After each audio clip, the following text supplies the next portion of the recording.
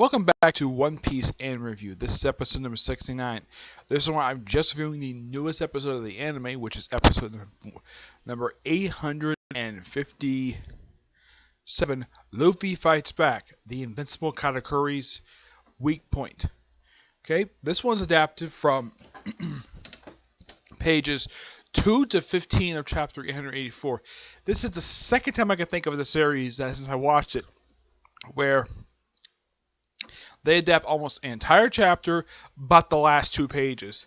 The only time I think this happened was actually about, I think it was about an episode or 2 before Luffy met with Capone Benj, which is actually the first time Luffy has actually kind of seen this guy since the original Sabaody arc. Before that, yeah, this one basically is just almost the entire episode, exception of like, I'd say one scene, yeah, kind of like last week's episode, where most of the episode is just a fight between Luffy and Katakuri, and a little bit of the outside. There's no Straw Hats in this episode. I think there's an image of them, but they don't actually physically show up in the episode itself.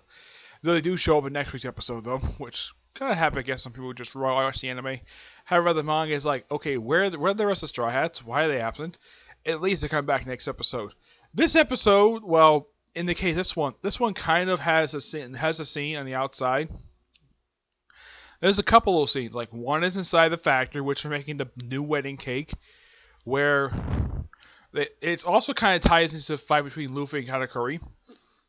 This happens like well over like halfway through the episode, when they have this particular scene where you have Pudding, Sanji, and Clifton still in the factory making the cake. They're actually getting close to finishing the first section of the cake, and of course Brayley tells their Straw Hat the crew's plans to meet with the captain on the island, and Sanji's like, that's a slight change of plan, because the plan was me at sea, probably because of Luffy challenging Katakuri.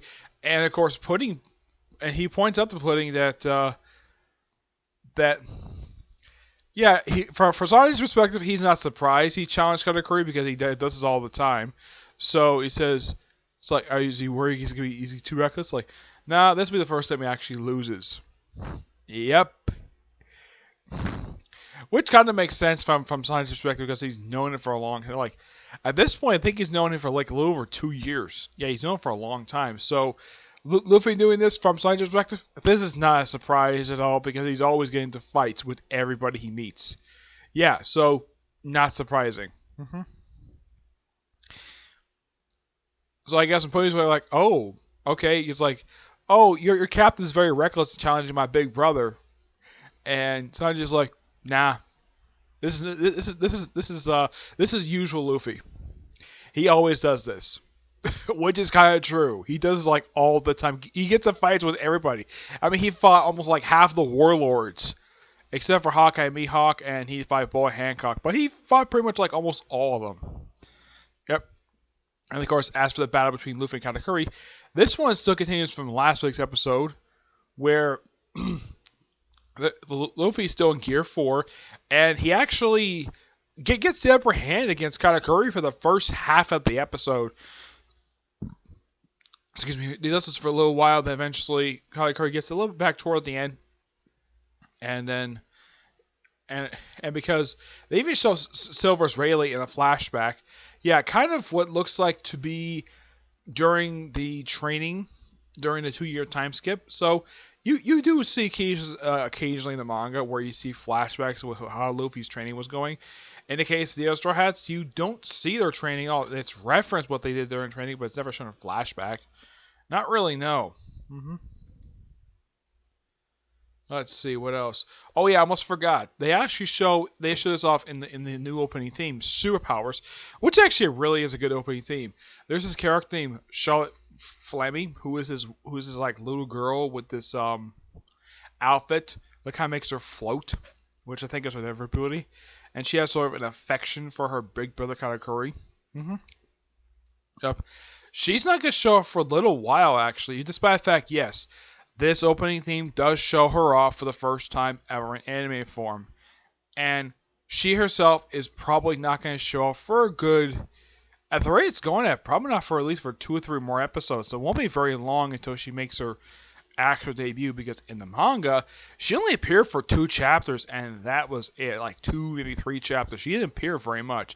I like some of the other members of Big Mom's kids. Also, Oven shows up in this episode. Yeah, you see him on the island walking, and then of course he hits his former stepfather. Yep, he does.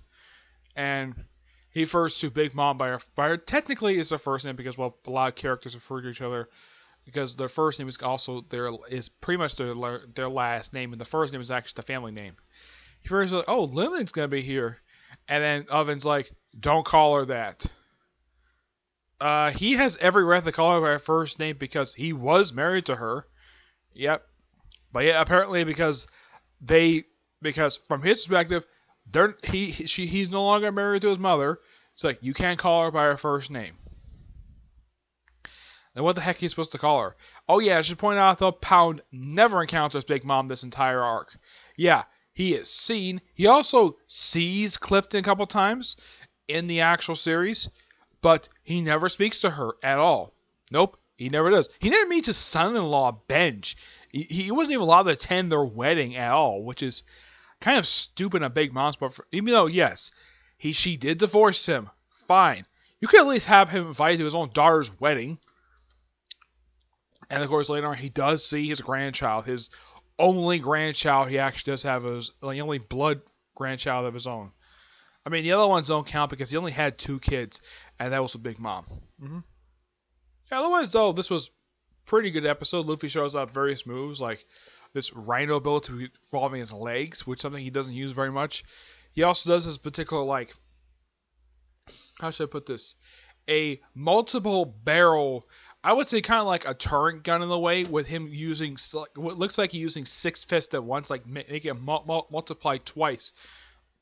And that is at that point the Katakuri turns the fight around back to him.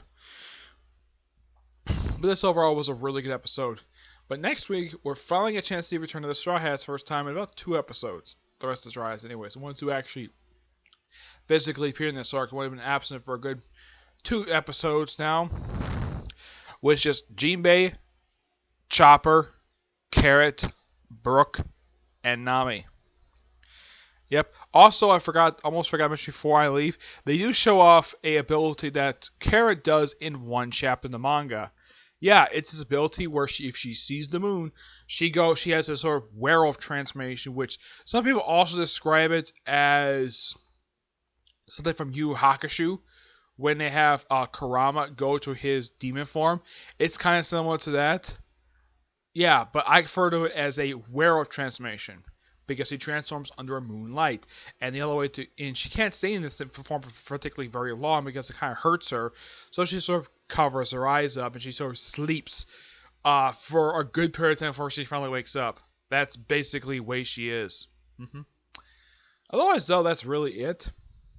Well, I'm looking forward to seeing Charlotte Flam Flam and, of course, Carrot's werewolf form. Yeah, I'm looking forward to seeing that in the anime form, okay? But that's it for this particular review. Stay tuned for a several reviews. So my next video I'm going to do, after watch the newest episode of it, is going to review of the newest episode of Boruto. Yep.